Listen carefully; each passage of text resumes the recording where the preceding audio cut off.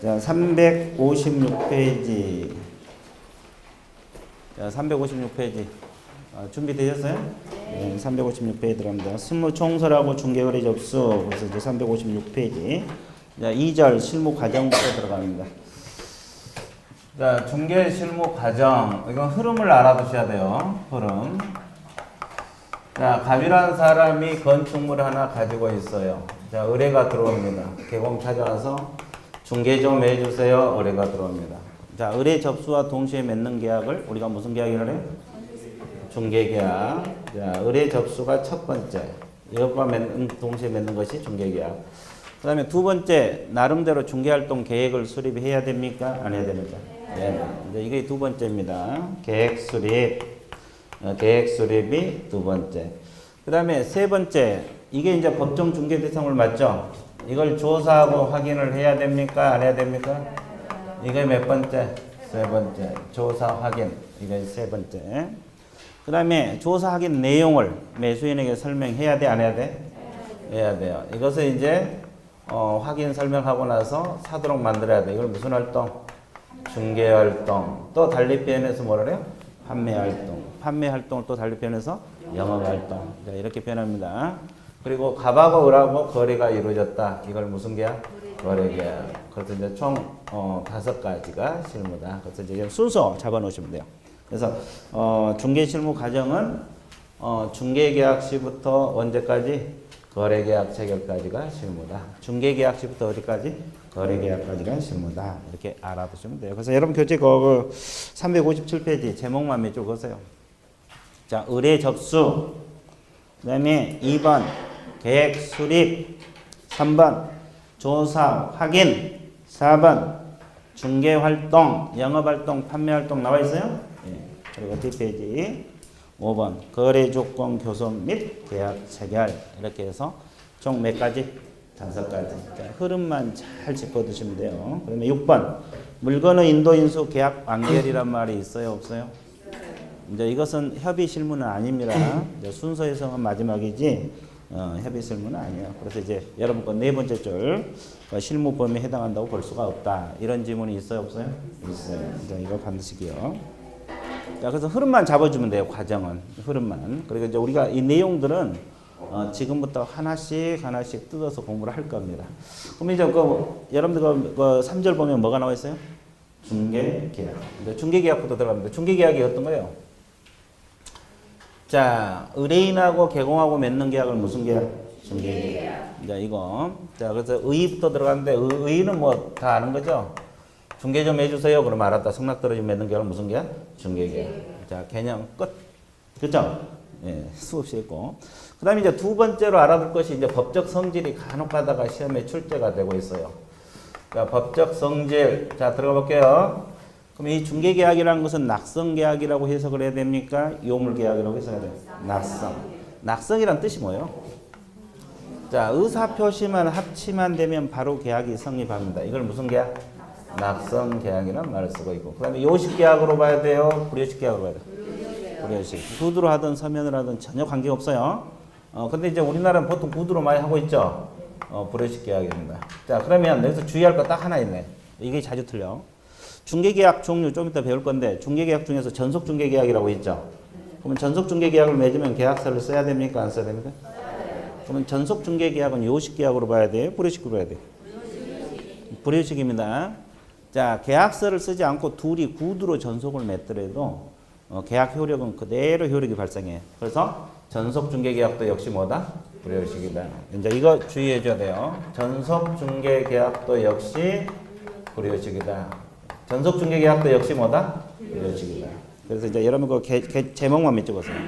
낙성계약이면서 불요식. 제목 못 적었어요? 그 다음에 이제 동그라미 2번에 보면 전속중개계약이란 단어가 있어요, 없어요? 그러면 네 번째 줄 밑으로 내려가면 요식계약으로 볼 수 없으며 이런 지문이 나와있죠? 그걸로 묶으세요, 화살표로. 그러니까 전속중개계약도 역시 뭐다? 불요식. 이거 자주 틀려. 전속중개계약도 역시 뭐다? 불요식. 그 다음에 또 하나 유상계약이면서 쌍무계약이다 이런 내용이 있죠. 자, 유상계약이란 뜻이 뭐예요? 개공은 중개 행위하고 의뢰인은 보수 지급이 서로 대가적인 출현 관계에 있다. 이것이 유상. 쌍무란 말은 대가적인 뭘 가지고 있다? 채무, 의무를 가지고 있다. 이게 쌍무라래요. 근데 여기서 또 하나 주의할 거. 판례에서 그러면 순수한 쌍무라고 보고 있어요? 우리 판례도 공부를 해야 되는데.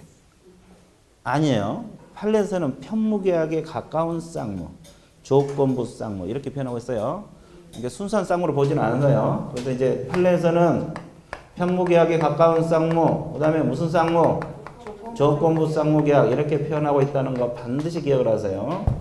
그래서 여러분 교재 양가리 2번 제목 밑줄 그시고 제목 밑줄 봤어요?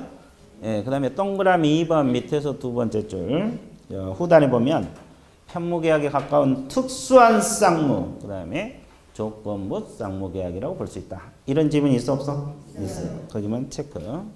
그 다음에 세 번째 위임유사라 그랬어요. 위임유사. 자, 위임유사의 무슨 계약? 무명계약이다. 무명이란 뜻은 이름이 있다는 겁니까? 없다는 거야? 없다는 거고. 또, 자, 이 이름이 없는 계약을 달리 표현해서 뭐라 그래요? 비전형. 그러면 여기서 잘 생각을 해봐요. 우리가 중개계약이라는 이름이 있습니까? 없습니까? 있죠.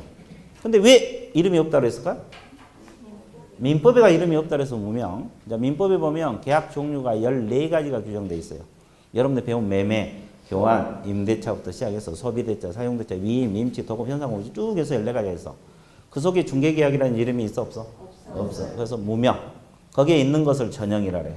그럼 거기에 없는 것을 비전형. 됐죠? 그리고 도급유사라 그랬습니까? 위임유사라 그랬어요. 위임유사입니다. 그래서 위임유사의 무명, 비전형 계약. 그래서 양가로 3번 제목 밑줄 그시고 첫째 줄, 두 번째 줄 밑줄 그세요. 밑줄 그어놨습니까? 예, 좋아요. 그 다음에 우리가 부동산 중개를 분류할 때 민사중개하고 상사중개 이렇게 분류하죠? 그럼 우리 부동산 중개는 상사중개로 해석을 해야 됩니까? 민사중개로 해서? 상사중개는 상인들 간의 행위를 중개하는 거고 민사중개는 상행위, 외의 행위, 일반인을 대상으로 한 거예요. 그럼 우리는 뭐 일반인을 대상으로 아파트, 토지 중개하고 있죠? 그래서 민사중개입니다. 그럼 여기에 관련된 계약이 민사중개 계약이 되는 겁니다. 됐어요? 그 다음에 계속적 계약으로 봐야 됩니까? 일시적 계약으로 봐야 돼요? 계속적입니다. 이것도 자주 틀려. 일시적, 이것도 잘 틀려. 자, 계속적. 자, 우리는 지금 중개계약 배우고 있죠? 언제까지 계속이 돼요? 거래가 성사될 때. 이 물건 팔아달라고 중개해달라고 그랬으니까 거래 끝날 때까지 효력이 지속돼요. 계속적. 강제적이라고 그랬어요? 임의적. 임의적입니다. 순수계약이다, 혼합이다? 혼합이다. 자, 혼합이란 말은 여러 계약 성질이 혼용되어 있다 이 말이에요. 그래서 위임도 계약입니다. 위임도 계약. 근데 아까 무슨 유사라 그랬어요? 위임유사. 이렇게 여러 계약 성질이 혼용되어 있다 그래서 혼합계약 이렇게 표현하고 있어요. 그래서 이제 법적 성질 간혹가다 시험에 출제가 되니까 알아두셔야 돼. 자주 틀린 것이 이거 계속적입니다. 그 다음에 조건부 쌍무, 편무계약에 가까운 쌍무 이거. 그다음에 전속도 뭐다? 불효식이다. 이 세 가지가 자주 틀려. 다른 것은 공부 좀 하면 안 틀려. 근데 이게 수험생들이 지금까지 경험에 의하면 저 세 가지가 자주 틀리더라고. 자주 잊어먹는 소리죠. 그래서 이제 그것만 잘 봐두시면 돼요. 그래서 의의하고 법적 성질 끝났어요? 안 끝났어요? 끝났어요. 그 다음에 이제 사면화 유형의 기간을 한번 읽어보시면 돼요. 오른쪽 3번에 보면 중개계약 유형이 있어요? 없어요? 있습니다. 자, 중개계약 종류를 말하죠. 이것이 이제 이 파트에서는 가장 중요 파트 중에 하나인데 몇 가지가 있어요? 중개계약은? 5가지. 첫 번째가 무슨 중개계약? 일반 중개계약이 있고 두 번째가 뭐가 있어요? 독점 중개계약. 세 번째가 뭐가 있어요? 전속 중개계약. 네 번째가 뭐가 있어요? 공동 중개계약. 다섯 번째가 순가 중개계약이 있습니다.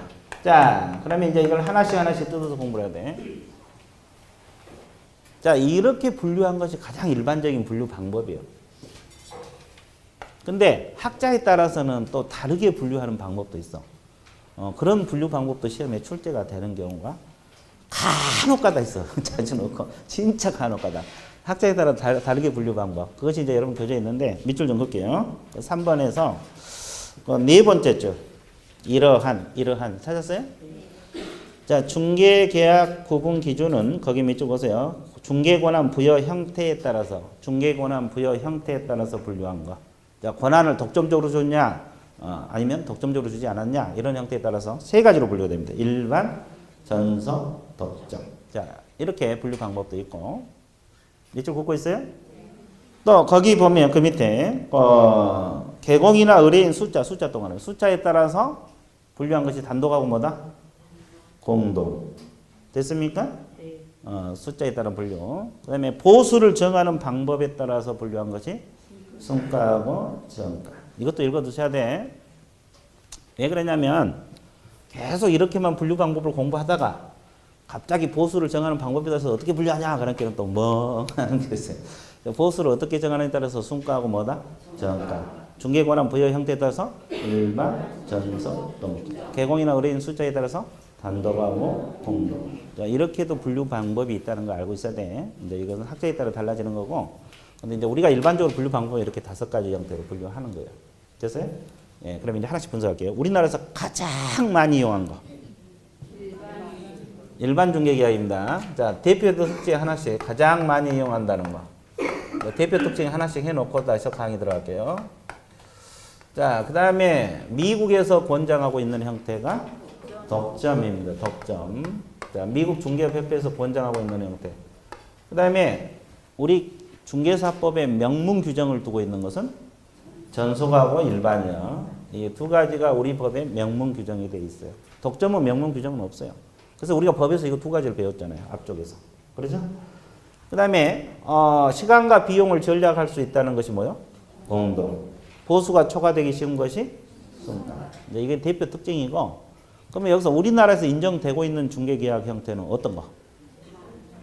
다 인정돼요. 다 인정되는데 네 가지는 확실하게 인정이 되고, 순가는 보수가 초과되면 금지행위가 처벌받을 수가 있어요. 여기까지 정리되고 있어요? 예, 그러면 이제 하나씩 하나씩 뜯어서 공부할게요. 일반부터 들어갑니다. 일반은 우리가 앞에서도 수없이 했어요. 자, 일반이란 것은 의뢰인이 A 계공에게 의뢰를 하고 B 계공에게 의뢰를 해도 계약 위반입니까? 아닙니까? 아니죠. 그럼 여기서 누가 보수를 받습니까? 거래를 성사시킨 계공. 그럼 A, B, C 중에서 누가 성사시켰어요? B. 오, 좋아. 그것까지 다 알아버려야 돼. 자, B가 성사시켰다. 그럼 B는 당연히 보수를 받습니까? 네. 받아요. 근데 누가 문제예요? A하고 C. A, C는 보수가 확보돼? 안 돼? 안 돼. 이제 이런 형태가 무슨 중개계약? 일반 중개계약. 개념 끝났어요. 개념 끝. 그러면 특징 이제 몇 가지 적어 드릴게요. 자, 우리나라는 일반 중개계약을 맺으면 보통 일반 중개계약서를 써요, 안 써요? 거의 다 고들하죠? 그러니까 분쟁이 많아요, 적어요? 분쟁이 많다는 거. 그 다음에 여러 계공에게 의뢰하다 보니까 법률 관계가 복잡해질 수가 있어, 없어요?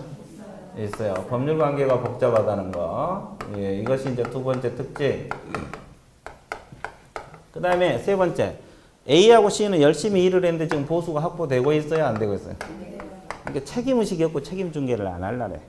그럼 의뢰인 쪽에서는 책임 있는 중개 서비스를 제공받기 쉽다? 어렵다? 어렵다. 그래서 모두에게 불리한 것이 일반입니다. 자, 여기는 보수가 확보되지 않아서 불리. 여기는 책임 서비스를 못 받아서 불리. 됐어요? 모두에게 불리한 거 일반. 근데 우리나라에서 가장 많이 이용한다 그랬어요? 적게 이용한다? 많이 이용한 건 공동이 아니고 뭐요? 일반입니다. 그 다음에 또 하나 특징 마지막으로. 자, 이 사람은 비싸면 안 산다 그러겠죠?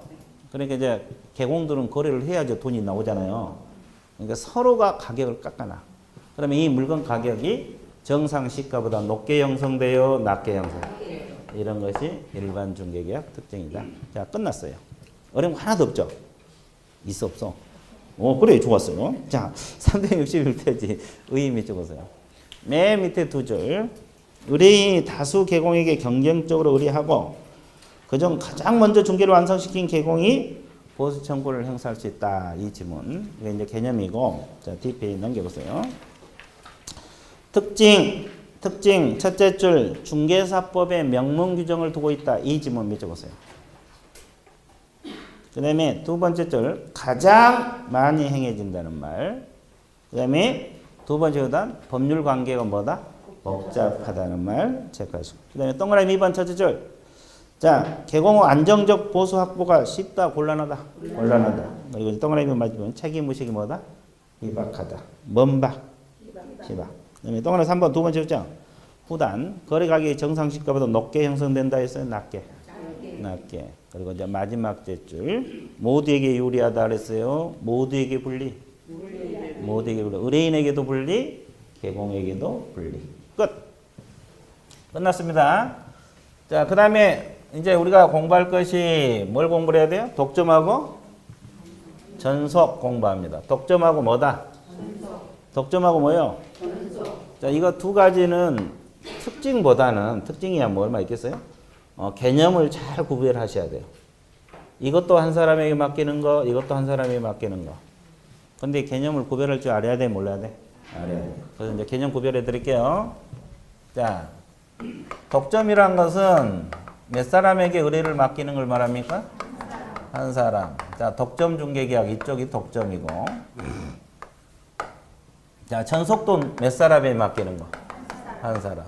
자, A 개공에게 의뢰를 맡기는 걸 말합니다. 자, 전속도 몇 사람에게 맡기는 거? 독점도 한 사람. 그러면 독점 A하고 맺고 B 개공에 의뢰를 하면 됩니까? 안 됩니까? 안 돼요. 의뢰를 했어. 근데 B가 거래를 성사시켜 버려요. 그럼 B는 당연히 보수를 받을 수가 있어요? 없어요? 있죠. 그럼 A하고 C는 자, 의뢰인은 지금 계약 위반한 거잖아요. 위약금조로 보수 청구해서 받아낼 수 있어 없어? 있어요. 얼마를? 전액. 전액입니다. 전액. 됐어요? 그 이유는 독점이니까. 이유가 없어. 독점이니까. 됐어요? 그럼 이제 전속은 복습이에요. 복습. 이건 복습인데 A하고 전속을 맺었어요. 그럼 B에게 의뢰를 하면 돼? 안 돼? 이거 계약 위반한 거죠. 여기도 B가 성사시켰어요. 그럼 B는 당연히 보수를 받아? 못 받아? B는 당연히 받죠. 그럼 지금 A가 문제죠. A가 위약금초로 보수 청구해서 받아낼 수 있다 그랬어요? 없다 그랬어요?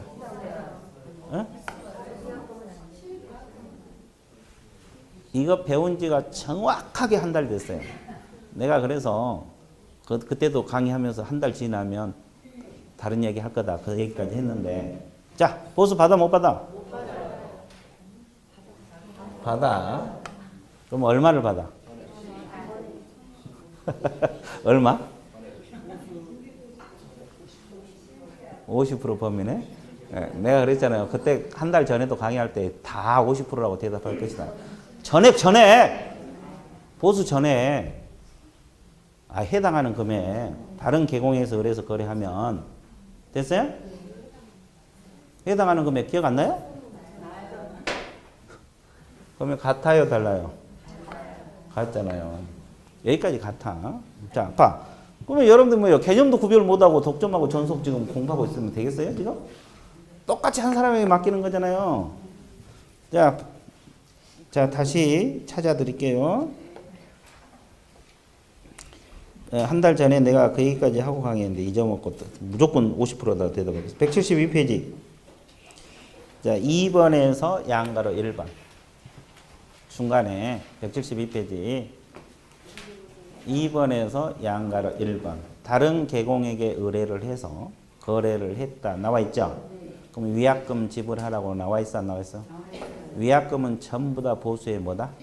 해당하는 금액. 거기 진하게 쳐졌어? 안 쳐졌어? 한 5바퀴씩 돌려놨죠? 근데 기억이 없어. 원래 그래. 참 신기하죠? 참 신기하고요. 신기해. 그래서 이제 수험생들은 자주 잊어먹어. 그래서 이제 자주 보고 듣고 하라는 거예요. 그래서 여러분들 한 번 들었으면 우리는 알파고가 아니잖아요. 인공지능이 아니고. 그래서 한 번 봐고는 안 되니까 이거 자꾸 보고 듣고 연습을 해야 됩니다. 이해됐어요? 네. 그래서 이제 여기까지는 같다. 여기까지는 독점하고 전속하고 같아요, 달라요? 같아. 여기까지는 같아. 여기까지는 같아. 근데 뭐가 차이점이 있으니까 독점이란 말을 쓰고 있고 전속이란 말을 쓰겠죠. 그러면 지금부터가 문제예요. 자, 칠판 보세요. 지금은 독점하고 있어요.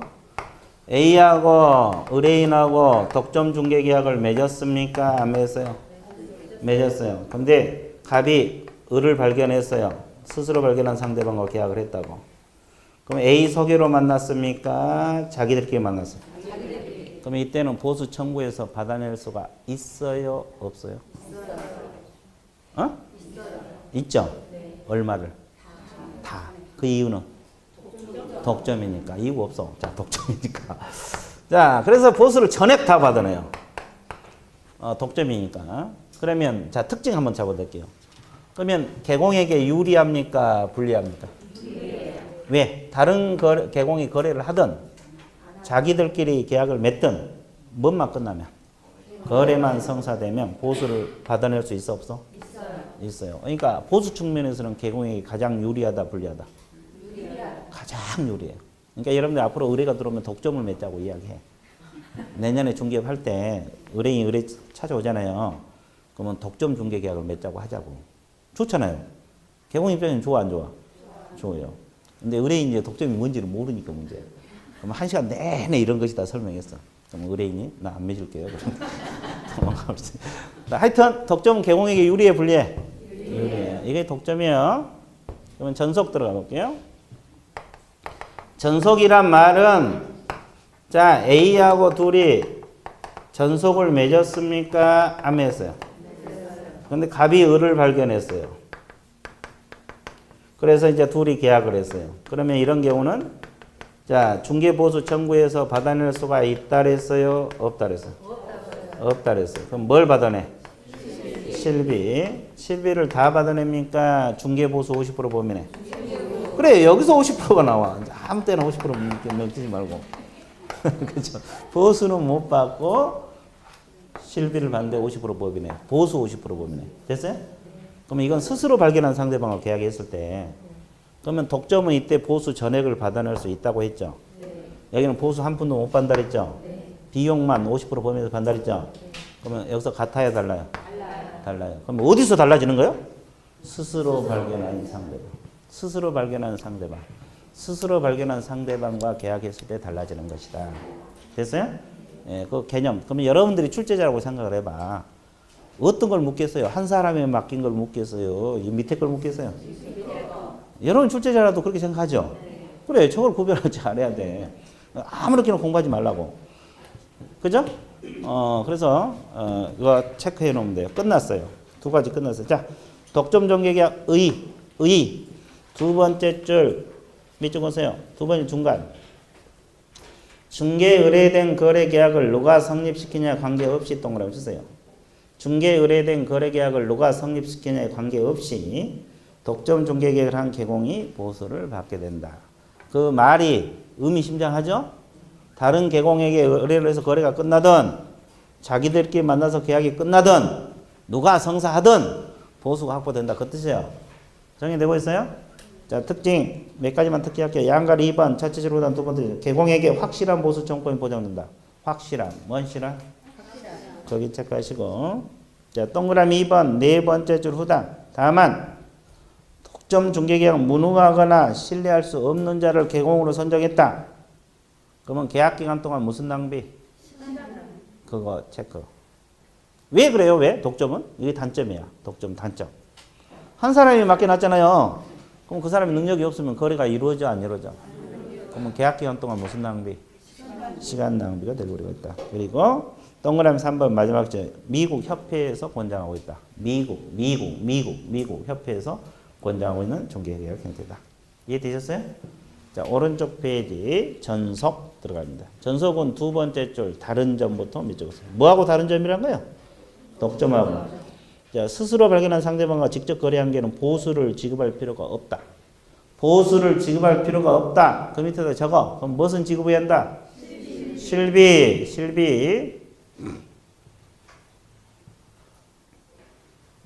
됐어요? 자, 실비는 지급해야 된다. 그 뜻이에요. 이게 정확하게 알아야 돼. 출제자가 출제를 하면 그걸 내 이 스스로 발견한 상대방 이걸 제대로 알고 있나 모르겠나. 그랬잖아요. 이걸 출제를 한다고. 정리되고 있습니까? 자, 끝. 자, 그 다음에 4번 이제 무슨 중개계약으로 넘어가? 공동. 공동은 뭐 어려운 거 없죠? 물건 하나를 여러 개공이 협력해서 하는 것을 무슨 중개계약? 물건 하나를 여러 개공이 협력해서 중개하는 걸 무슨 중개계약? 그래서 정보망을 이용한 중개 형태가 가장 대표적인 공동 중개계약 형태다 이런 뜻.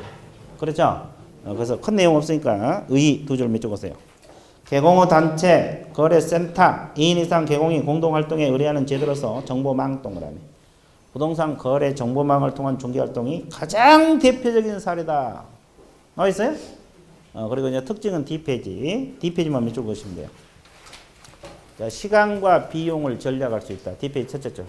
왜 그래? 왜? 물건 하나를 협력해서 했어 안 했어? 그러니까 시간과 비용을 절약할 수 있지. 그리고 이제 두 번째 줄 조직화 능률이라는 단어가 나옵니다. 자, 정보망을 통해서 조직적으로, 능률적으로 중개 업무를 수행할 수가 있다, 없다? 있다. 이런 거 이제 거기다 체크해 놓으시고 두 가지만 정확하게 알면 돼요. 끝. 자, 그 다음에 마지막으로 순가. 순가 개념이 뭐예요? 순가 중개계약이란 것이. 자, 둘 간에 중개계약을 맺는데 순가 중개계약을 맺었어요. 그럼 이 사람이 이 건물 나는 2억만 받아주세요 그랬어요. 그럼 알파는 전부 다 뭘로 하자고? 중개보수로 하자. 이렇게 합의한 것을 순가 중개계약이란 말을 쓰고 있어요. 그럼 알파가 5천이다 그러면 보수 얼마 떨어져? 5천. 자, 2억짜리 하나 해주고 5천 벌면 괜찮네? 괜찮죠? 순가가 좋아 안 좋아? 좋아. 개공 능력이 달려있어. 매도인은 어차피 나는 2억만 받아달라 했으니까 더 받는 건 너 가져라. 보수 개공 가져라. 이런 걸 뭔가? 그러면 이게 주택이라고 가정을 해봐. 그럼 법정 보수가 얼마 정도 나와요? 0.4요. 그럼 2, 4, 8. 80만 원밖에 안 되죠. 많이 초과됐어요, 적고. 그러면 이 사람은 금지행위 걸려 안 걸려? 몇 년하고 몇 년? 초과 보수에 걸려. 초과 보수. 그 금지행위로 처벌받아. 근데 만약에 알파가 70만 원밖에 안 나왔다. 알파가 70만 원밖에 안 나왔다. 그럼 법정 보수 초과했어요, 안 했어요? 안 했어요. 그러면 이 개공은 금지행위로 처벌받아, 안 받아? 안 받아. 그 말이면 그러니까 무조건 금지게 된 게 아니라 보수가 뭐가 됐을 때? 초과됐을 때만 금지. 그래서 이제 의 세 줄 밑줄 그시고 순가 중개계약이란 의뢰인이 중개 가격을 의뢰 시 개공에게 제시하고 금액을 초과하여 거래계약을 성립시킨 경우에 초과액 전액을 개공 보수로 취득한 걸 인정하는 중개계약을 말한다. 그 질문 있습니까? 네, 그거 밑줄 그시고. 그다음에 양갈 2번 동그라미 1번 두 줄.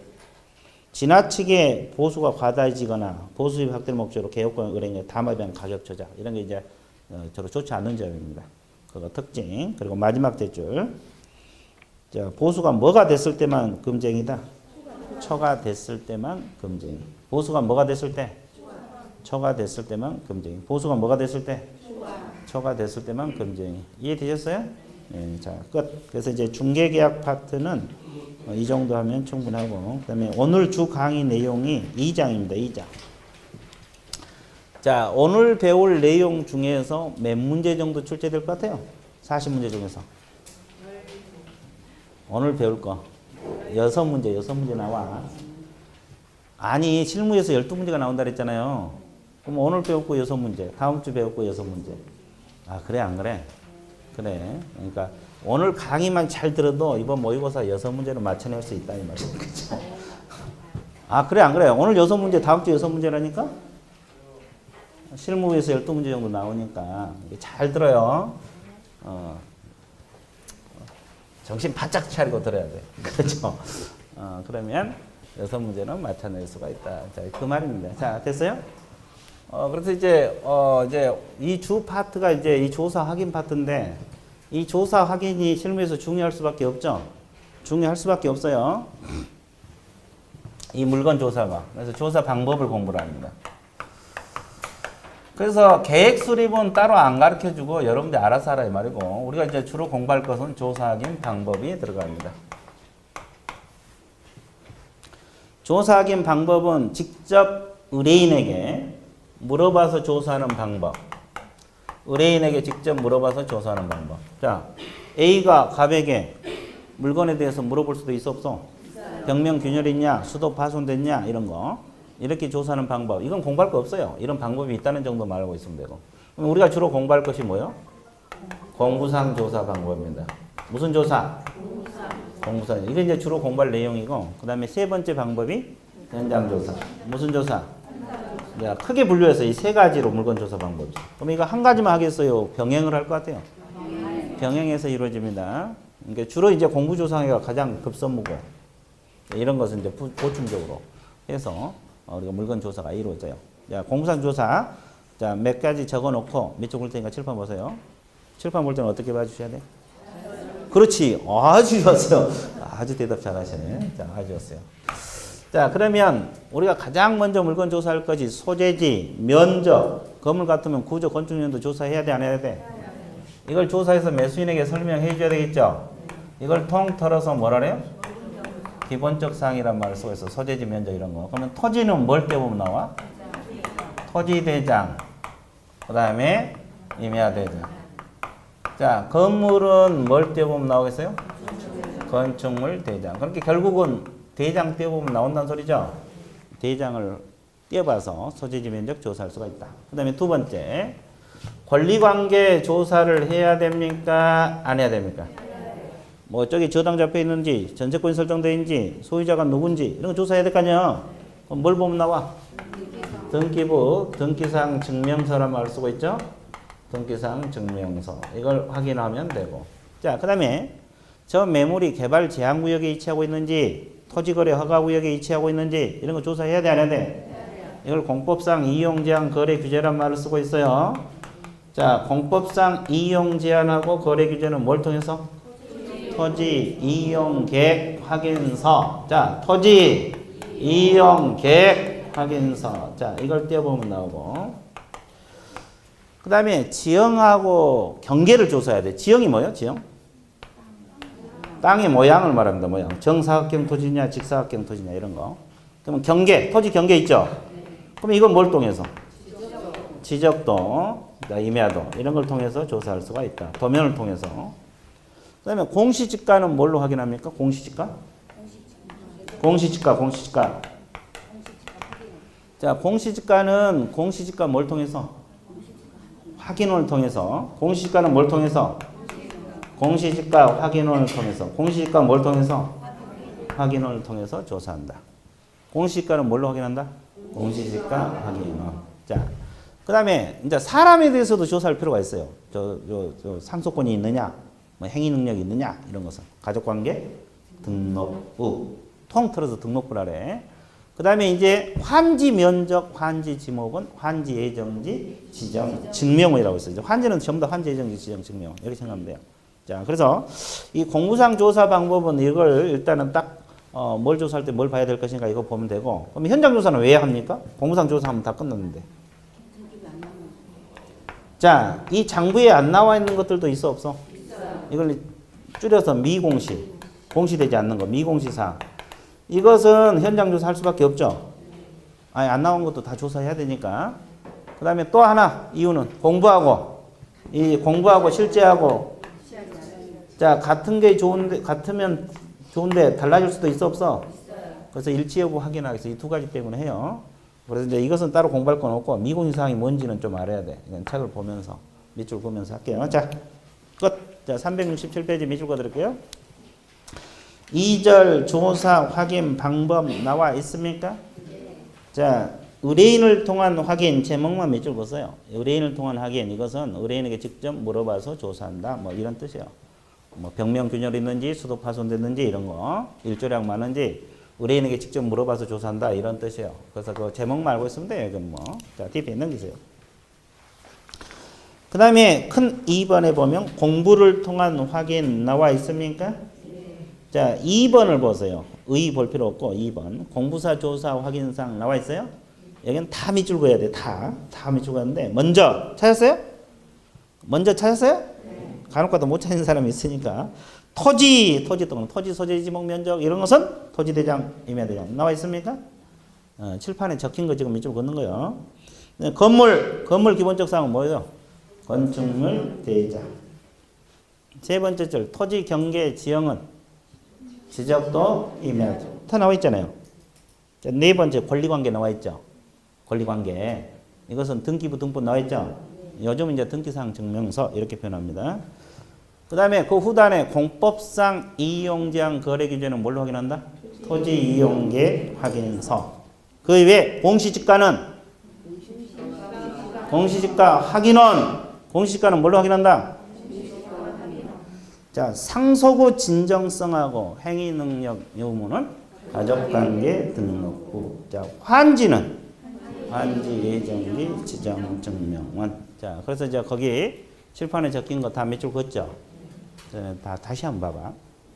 그러면 지금은 이 내용에 따라서 장부를 보는 방법을 공부했잖아요.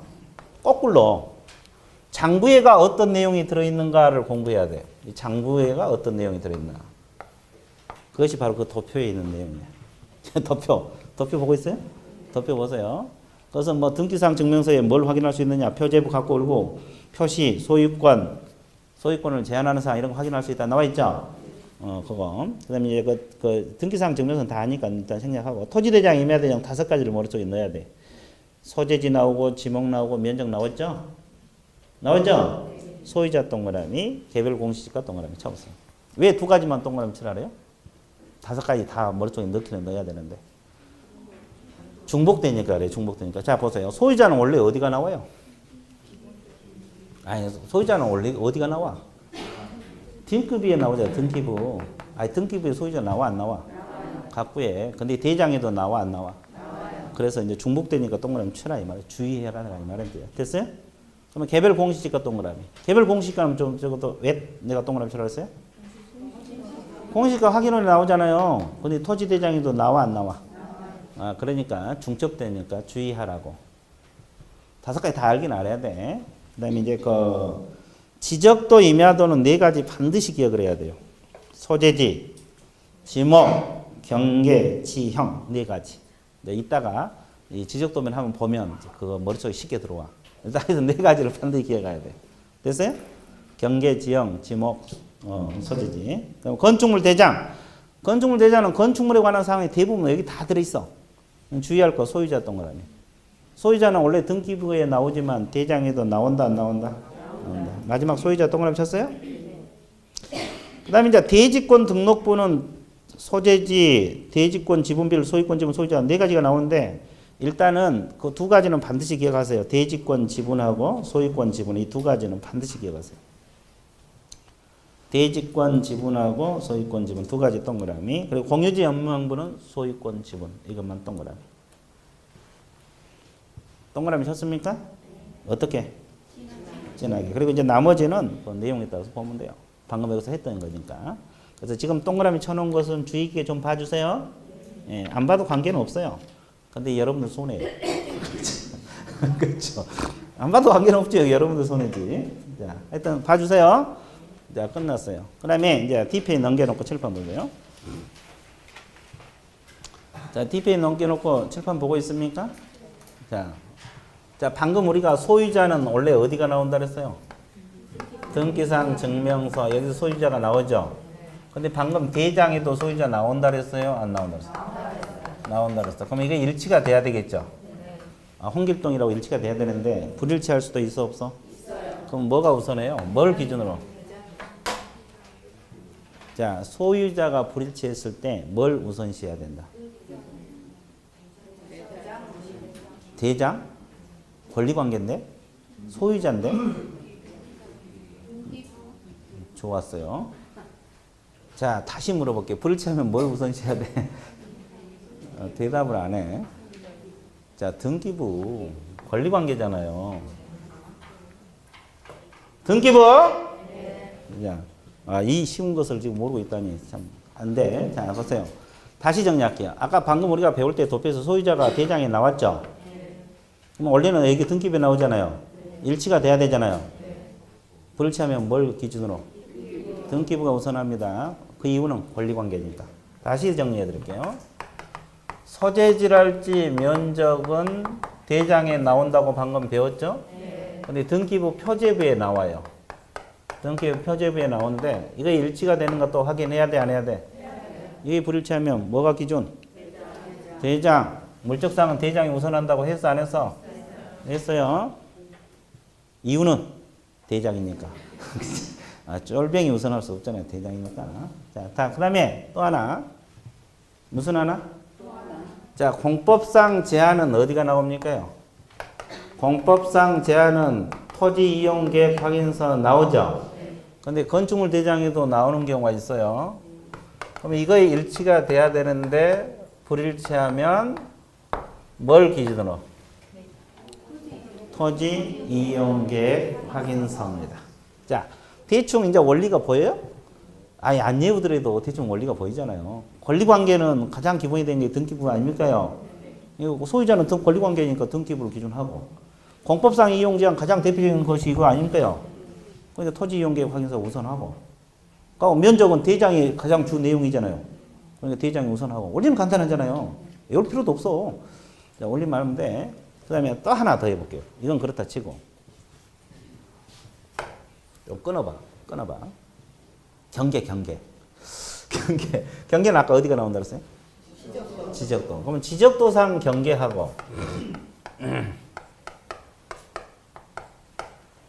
자, 실제 경계가 일치가 돼야 될 거 아니에요. 현장에 가니까 공부상 경계가 실제 경계가 일치가 돼야 정상이잖아요. 그럼 이게 불일치할 수도 있어, 없어요? 그럼 뭐가 우선해? 무조건 지적도상 경계요? 어? 그렇지. 특별한 사정이 없는 한. 원칙은 지적도서. 이게 원칙이고, 특별한 사정이 있으면은 실제 경계에 의한다. 이렇게 나왔어요. 이게 판례입니다. 이따 판례 공부할 거예요. 자, 지적도상 경계가 우선하고, 특별한 사정이 있을 때만 실제 경계에 의한다. 이렇게 나와 있어요. 자, 이런 내용을 여러분들이 알고 있어야 돼? 모르고 있어야 돼? 네, 몰라도 관계는 없지만 아는 게 좋겠죠? 자, 양가로 1번. 371페이지. 양가로 1번 공부상 내용의 불일치 확인 나와 있어요? 네.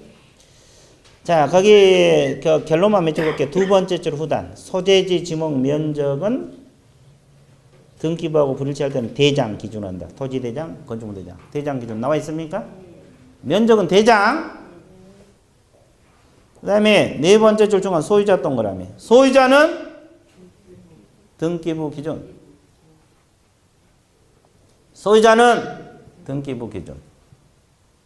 됐어요?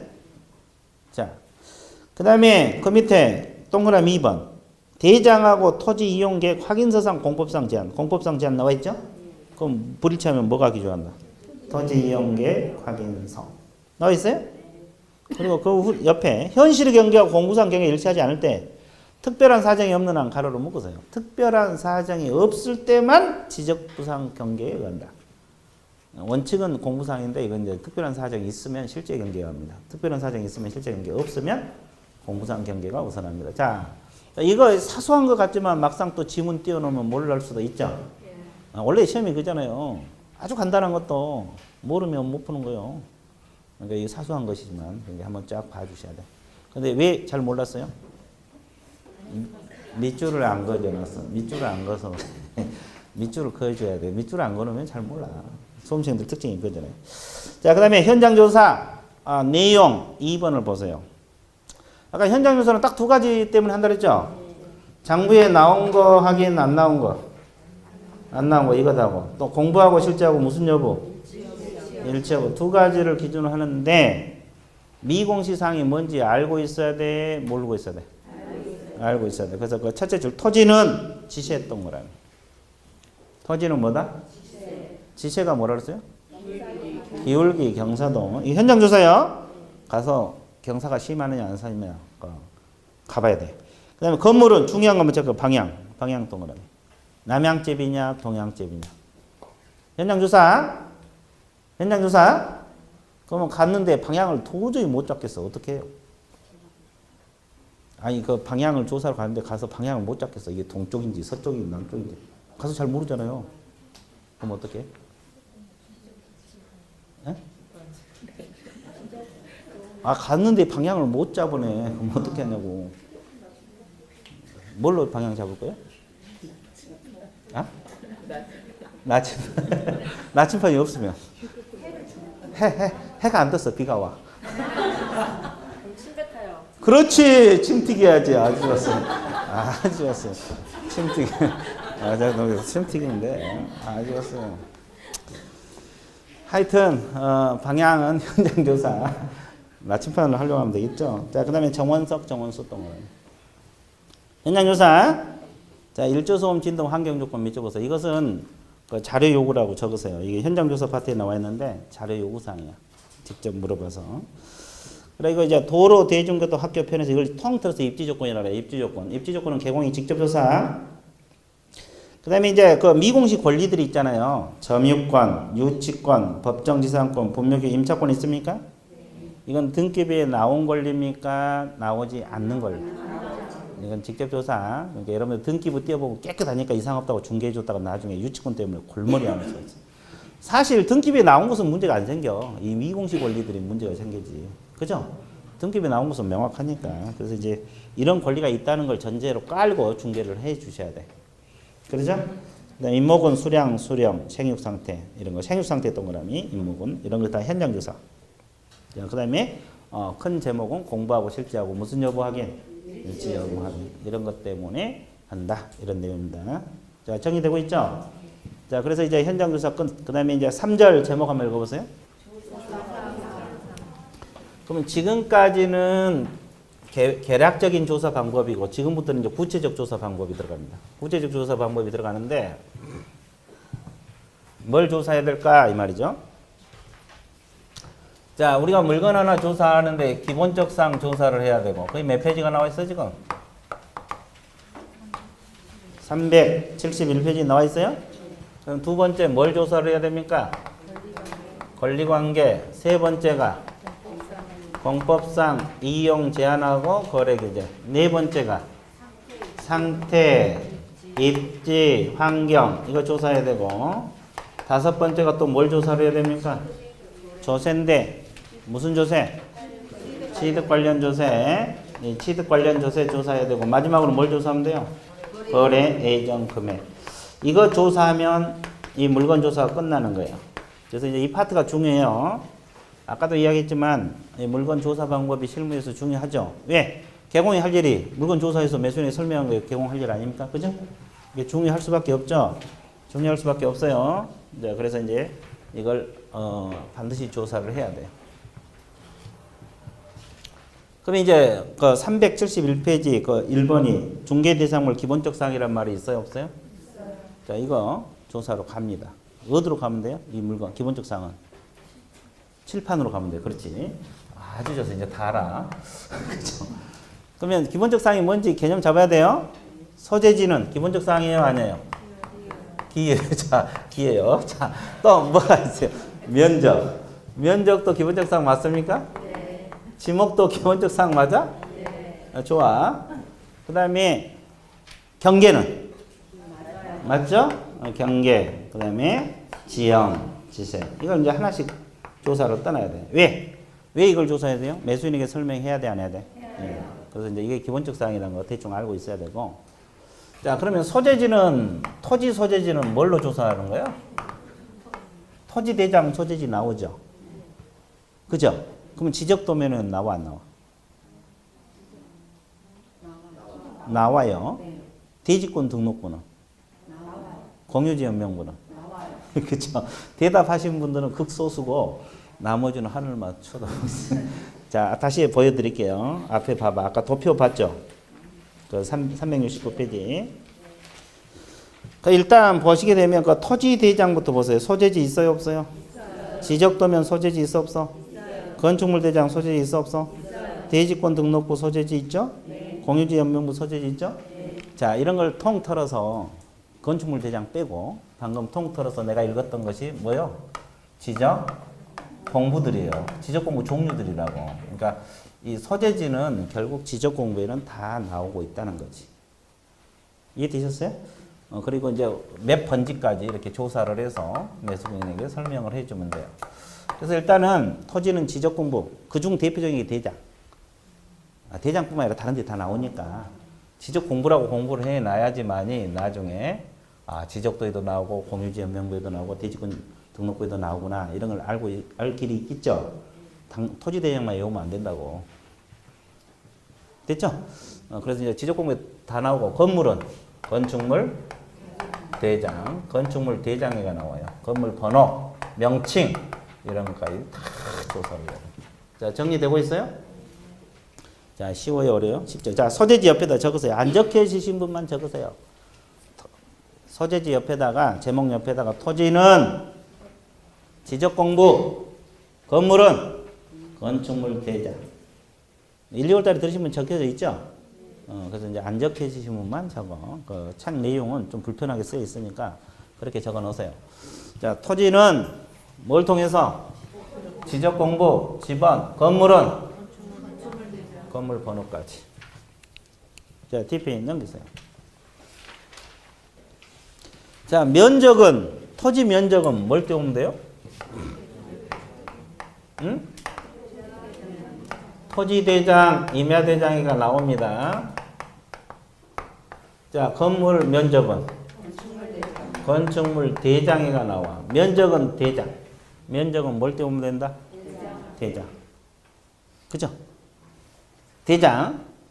근데 우리나라는 평하고 제곱미터를 같이 혼용해서 쓰고 있죠. 그죠? 그러면 이제 의뢰인이 찾아왔을 때 몇 제곱미터다 그러면 감이 안 오는 경우가 있어요. 그럼 몇 평이라고 설명해 줘야 돼, 안 해줘야 돼? 그럼 환산할 줄 알아야 돼, 몰라야 돼? 환산 방법도 알고 있는 게 좋겠죠. 예, 그래서 이제 거기 일단은 그 동그라미 1번 5번째 줄부터 밑 적으세요. 평을 뭘로 환산할 때? 제곱미터로 환산. 이제 32평을 몇 제곱미터나 이렇게 환산할 때 평 곱하기 3.3058입니다. 그러면 이제 제곱미터가 나와. 됐어요? 그럼 반대로 제곱미터를 평으로 환산할 때는 제곱미터 곱하기 0.3025를 곱하면 제곱미터가 나옵니다. 자, 그래서 환산 방법도 한번 봐주셔야 돼. 환산 방법도 봐주셔야 돼. 이제 거기 밑줄고 그다음 동그라미 2번 두 줄 밑줄고세요. 토지는 뭘 통해서? 토지대장, 임야대장. 건물은 건축물 대장. 면적은 그렇게 확인한다 이 말이야. 이제 개공이 측량까지 해서 설명할 의무는 없다고 판례에서 규정을 하고 있어요. 판례에서 나와 있으니까 일단은 이런 걸 통해서 면적을 조사해서 매수인에게 설명하면 돼. 그죠? 자, 그 다음에 지목. 지목이 뭐요? 어떤 용도로 쓰느냐 이거죠? 그러면 우리는 확인 방법만 배웁니다. 내용은 지적법에서 배울 거고 우리는 확인 방법. 뭘 보면 나와? 토지대장, 임야대장에 보면은 부호가 나옵니까? 정식 명칭이 나옵니다. 정식 명칭이 나와요. 과수원이면 과수원 이렇게 정식 명칭이 나온다고. 목장용지는 목장용지 이렇게 다 나온다고. 됐어요? 그러면 지적도면에도 나와 안 나와? 나와. 그러면 여기는 부호가 나오죠? 과, 목 이렇게 나온다고. 됐습니까? 네, 그래서 이제 거기 양가로 3번은 세 번째 줄, 네 번째 줄만 몇 줄 보면 돼. 자, 토지대장 임야대장은 지목이 정식명칭 동그라미. 네 번째 줄 지적도 임야대는 지목부호 동그라미. 그러니까 두 가지 서면으로 다 확인이 가능해. 대장에는 정식명칭이 나오고 지적도에는 부호가 나오고 있죠. 지목 확인 방법은 두 가지 서면으로 다 가능해. 근데 뭐가 더 바람직하다? 그 이유는 자세히 나오니까, 다 나오니까. 됐어요? 아주 좋았어요. 이제 대답도 잘 하시고. 나날이 발전하고 있어. 좋아요. 자, 경계. 토지 경계하고 지역 나와 있죠?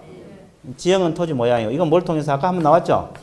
지적도나 뭐다? 임야도. 지적도나 뭘 통해서? 지적도나 뭘 통해서? 임야도. 자, 그래서 이제 거기 양가로 4번은 동그라미 2번만 매줄 것이면 돼요. 경계는 지적도, 임야도에서 확인하고 현장 답사로 다른 사람 불법 점유 여부를 확인한다. 그걸 이제 알고 있으면 되고. 근데 이제 경계에 관한 판례가 그 밑에 많아요, 적어요? 많죠. 오늘은 딱 세 가지만 할게요. 1번, 2번, 4번 체크하세요. 1번하고 2번 아까 했던 거예요. 다시 한번 봐줄게요. 지문을 좀 익혀야 되거든요. 판례는 결론만 알지 말고 지문을 좀 익혀 두셔야 돼. 지문이 그대로 뜨기 때문에. 그래서 어떤 토지가 지적 공부상 일필 토지로 등록되면 그 지적 공부상 경계가 현실의 경계와 다르다 하더라도 이렇게 나와 있죠. 특별한 사정이 없는 한 가로로 묶으세요. 그 경계는 지적 공부상 또는 지적도상 경계에서 특정된다. 지적도상 경계에서 특정되는 것이다. 그런 지문이 있어요? 없어요? 있죠. 특별한 사정이 없는 한 지적도상 경계에서 특정된다. 밑줄 그었어요? 어떻게? 진하게. 그리고 이제 2번이 바로 그 특별한 사정이야. 그 2번 판례가 특별한 사정이라고. 그럼 특별한 사정이 뭐요? 지적도를 작성함에 있어서 기점을 잘못 선택하는 등 기술적 착오로 말미암아. 이거 이제 특별한 사정이에요. 이런 지적도상 경계의 진실한 경우 다르게 작성해서 특별한 사정이 있을 때는 무슨 경계에 간다? 실제 경계에 의한다. 나와 있어요? 그러니까 앞에 첫째 줄이 바로 특별한 사정이라고. 그런 사정이 있을 때는 실제 경계에 갑니다. 그러니까 100% 지적도상 경계가 아니에요. 100%가 아니라고. 원칙은 지적도상 경계가 우선. 특별한 사정이 있을 때는 실제 경계에 의합니다. 자, 4번 체크하세요. 토지 매매에서 특단의 사정이 없는 한 매수인 동그라미. 매수인. 측량, 지적도와 대조 등 방법으로 매매 목적물이 지적된 경계와 정확히 일치한지 여부를 사전에 확인할 주의 의무가 있다고 나와 있어요? 없다고 나와 있어요? 없다에다가 동그라미. 멍구라미. 어떻게? 진하게 쳐주셔야 돼. 끝. 자, DP 넘기세요. 자, 지형은 거기 동그라미 3번. 양가로 5번에서 동그라미 3번만 밑줄 보시면 돼요. 지형은 어디가 나온다 그랬어요? 지적도하고 임야도. 그리고 지세는? 현장조사. 지세는 기울기. 거기만 체크하세요. 현장조사. 무슨 조사? 현장조사. 그 다음에 이제 거기 보면 건물의 기본적 사항 나와 있죠? 자, 우리가 건물에 대해서는 지금 소재지하고 면적 공부를 해봤어요? 안 해봤어요? 해봤죠. 그 위에 기본적 사항이 있어요. 건물 그 위에 건물 구조. 구조가 뭐요?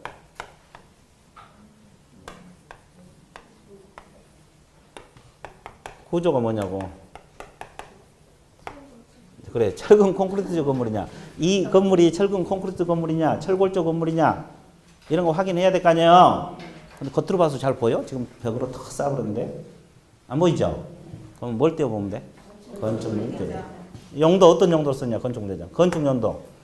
건물에 관한 사항은 대부분 건축물 대장이에요. 근데 방향은? 현장 조사입니다. 방향은 현장 조사. 방향은 대장에 나와요? 안 나와요? 안 나와. 현장 조사. 무슨 조사? 현장 조사. 그래서 이제 이거. 그래서 여러분들이 반드시 기억을 해줘야 된다. 그래서 거기 구조는 5번째 줄 건축물 대장. 용도는 첫째 줄 건축물 대장. 건축 연도는 2번째 줄 건축물 대장. 방향은 2번째 줄 무슨 답사? 현장 답사. 그럼 이제 지금까지 기본적 사항 다 배웠거든요. 그 기본적 사항이 어디가 들어있는가 다시 한번 봐드릴게요. 지금 공부했던 거. 됐어요? 예, 그래서 그 서식 한번 보세요. 375페이지.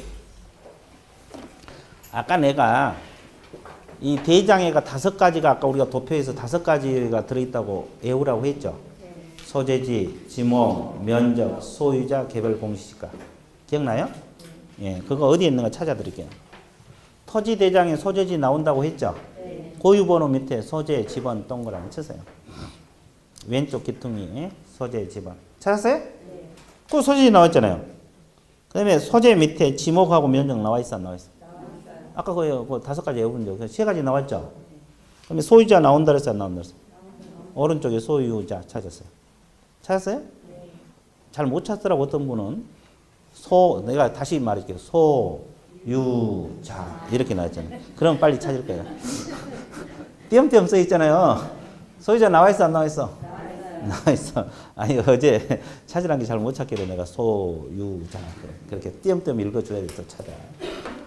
찾았어요? 네. 그러면 아까 우리가 개별 공시지가도 나온다고 했죠? 네. 어디가 나와? 제일 밑에. 봐, 5가지 다 나와 있잖아요. 그거 공부한 거예요, 우리가. 다른 게 공부한 게 아니라. 아, 대장애가 5가지가 들어있다. 됐죠? 네, 그래서 이제 공시지가는 공시지가 확인해도 나오지만 여기도 나온다. 자, TP에 넘어가세요. 이 공유지 연명부에도 지적 공부인데 거기 소재하고 지번 동그라미 치세요. 소재하고 집은 나와 있어요? 그 밑에 소유자 나와 있습니까? 이제 소유자 옆에 오른쪽 왼쪽에 소유권 지분. 다른 건 다 모르더라도 소유권 지분 하나는 반드시 기억하라 그랬어요. 소유권 지분이 거기에 나와 있어요. 나와 있습니까? 예, 그거 공유지 연명부 아까 내가 기억하라는 거. 그다음에 그 밑에 대지권 등록부로 내려갔어요. 대지권 등록부에도 왼쪽에 소재 지분 나와 있어, 안 나와 있어? 나와 있죠. 그리고 그 오른쪽에 대지권 비율 동그라미. 그리고 밑으로 가면 소유권 지분 동그라미, 소유자 동그라미, 소유자 동그라미. 그래서 이 대지권 등록부는 다 모르더라도 두 가지는 알아두시라 했죠? 대지권 비율하고 소유권 지분. 이 두 가지는 기억을 하세요. 두 가지는 반드시 기억을 하라. 그 다음에 뒤에 넘기세요. 378페이지 지적도면이 나와 있어, 안 나와 있어? 그럼 아까 네 가지를 반드시 기억하라 그랬죠? 소재지, 지목, 경계, 지형. 그럼 소재지 어디 있어? 맨 위에 무슨 군 무슨 면 거기에 이제 소재지고. 그 다음에 경계 찾아보세요. 경계. 경계 찾아봐. 경계 나온다 그랬죠. 그 선이 다 경계예요. 경계가 다른 게 아니라 선이 경계고. 그러면 지형 찾아봐. 모양. 지형 어디 있어? 선 안에 그 모양이 다 그게 지형이요. 지형이 다른 게 아니라 선 안에 모양들이 있어 없어? 있어요. 여기는 정사각형은 하나도 없네. 하여튼 그의 지형이고. 그 다음에 지목은? 그 부호잖아요. 전답대 이런 게 부호라고. 부호로 아까 나온다고 했어 안 했어? 네 가지 다 나와 있잖아요. 야 잊어먹으면 그림 생각하면 돼. 소재지, 경계, 지형, 지목. 그림 생각하면 머릿속에 기억되겠죠. 그렇지? 자, 그 다음에 그 밑에 건축물. 건축물 대장은 아까 뭐라 그랬어요? 건물에 관련된 사항은 다 건축물 대장에 나온다 그랬어? 안 나온다 그랬어? 나온다 그랬어. 근데 중요한 것만 체크해 드릴게요. 그 고유번호 밑에 대지 이치하고 지번만 동그라미. 이게 소재지고.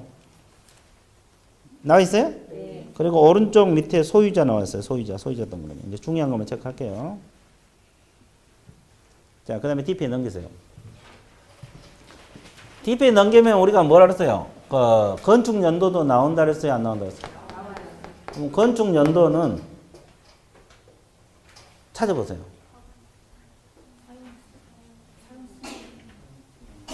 건축 연도 찾아봐. DP. 허가일작이에요? 작공일작이에요? 사용 승인일작이에요? 그렇죠. 이제 건축 연도라고 안 나와 있죠. 그럼 셋 중 하나가 건축 연도야. 작공일자, 허가일자, 사용 승인일자. 뭐가 기예요? 사용 승인일자가 건축 연도입니다. 사용 승인일자, 사용 승인일자. 사용 승인일자가 건축 연도라고. 됐습니까? 자, 물건 다 조사를 기본적 사항 조사했어요, 안 했어요? 했죠. 그러면 우리가 조사하느라고 힘들었어요, 안 힘들었어요? 그러면 어떻게 해야 돼? 그렇지, 휴식 갔습니다.